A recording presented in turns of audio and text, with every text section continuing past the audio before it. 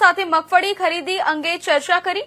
તેમણે કૃષિ મંત્રી સાથે થયેલા અકસ્માત અંગે પણ સ્પષ્ટતા આપી। અમે ચા નાસ્તો કરવા ઉભા હતા અને જ્યારે ગાડી લઈને નીકળ્યા ત્યારે અકસ્માત થયો। અમારી ગાડી ચમત્કારિક રીતે બચી ગઈ। આ સાથે જામનગર જિલ્લાની તમામ મ્યુનિસિપલ સંસ્થાઓમાં ભાજપનો ભગવો ધ્વજ લહેરાશે।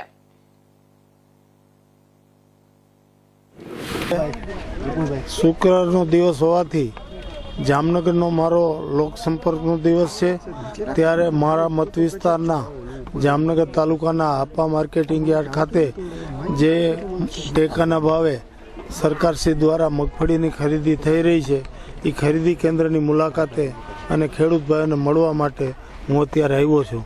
અહીં ખરીદી પણ વ્યવસ્થિત થઈ રહી છે। અત્યાર સુધીમાં 5100 ઉપરાંત ખેડૂતોની મગફળીની ખરીદી થઈ છે। પેમેન્ટ પણ વ્યવસ્થિત થઈ રહ્યું છે। ખેડૂતોને ખરીદીની પ્રક્રિયાથી ખૂબ સંતોષ છે। ઉપરાંતમાં હવે બાકીના 2600 જેટલા ખેડૂતોને ખરીદી કરવાની બાકી છે, એ પણ સમય મર્યાદામાં થઈ જશે એવી મને ખરીદી કેન્દ્રના સંચાલકો દ્વારા ખાતરી આપવામાં આવી છે। ખેડૂતોને પેમેન્ટ પણ સમયસર મળે છે અને ખેડૂતો આનંદમાં એટલા માટે છે કે એક ખેડૂત ખાતેદાર દીઠ 200 મણની ખરીદી સરકાર દ્વારા કરવામાં આવે છે અને ખુલ્લા બજાર કરતાં લગભગ 300 થી 350 રૂપિયાનો ભાવ વધારો ટેકાના ભાવે ખરીદી મળે છે। એટલે એક ખેડૂત ખાતેદારને લગભગ 70,000 જેટલો ખુલ્લી બજાર કરતાં મગફળીના વેચાણમાં ફાયદો થતો હોય। ખેડૂત આલમ આ સરકારની ટેકાના ભાવની ખરીદીથી ખૂબ જ ખુશ છે। હું પણ ખેડૂત છું। ખેડૂતો ખુશ એટલે અમે ખુશ। અને સરકારનો નરેન્દ્રભાઈ મોદીનો જે હેતુ છે જગતના તાતને પોષણક્ષમ ભાવો મળે અને ખેડૂતો રાજી રહે, એના માટે ટેકાના ભાવની ખરીદી થઈ રહી છે, એ ખૂબ સારી રીતે અહીં થઈ રહી છે।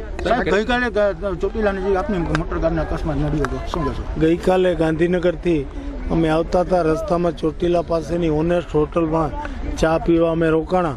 ચા પીધા પછી હું અને જિલ્લા ભાજપ પ્રમુખ રમેશભાઈ મુંગરા અમારે હોટલથી નીકળીને રોડ ઉપર ચડતા હતા, ત્યારે ક્રોસિંગમાં એક ટ્રક જે એની બ્રેક ધીમી લાગવાથી સહેજ અમારી ગાડીને આગલા મોરાને સહેજ ટચ થયો, પણ એક લાઇટ સિવાય અને બોનેટ સિવાય બીજું કોઈ નુકસાન નથી। અમે ગાડીમાં ડ્રાઈવર સહિતના અમે તમામ સંપૂર્ણ સહી સલામત છે। એના માટે હું ભગવાનનો અને અમારી કુળદેવી ખોડિયાર માતાજીનો ખૂબ ખૂબ આભાર માનું છું।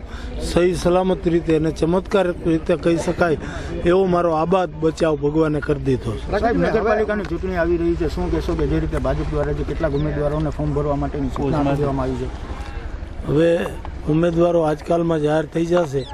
ગઈકાલે પ્રદેશ પાર્લામેન્ટરી બોર્ડની મીટિંગ હતી, એમાં અમે ઉમેદવારો બાબતની ચર્ચા કરી આવ્યા છીએ।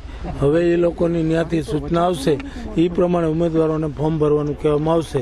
આવતીકાલ સુધીમાં નક્કી થયેલ તમામ ઉમેદવારોના ફોર્મો ભરાઈ જશે। શું કહેશો? નગરપાલિકા જામનગર મહાનગરપાલિકામાં આવે છે, જિલ્લામાં શું લાગી છે? જામનગર નગરપાલિકા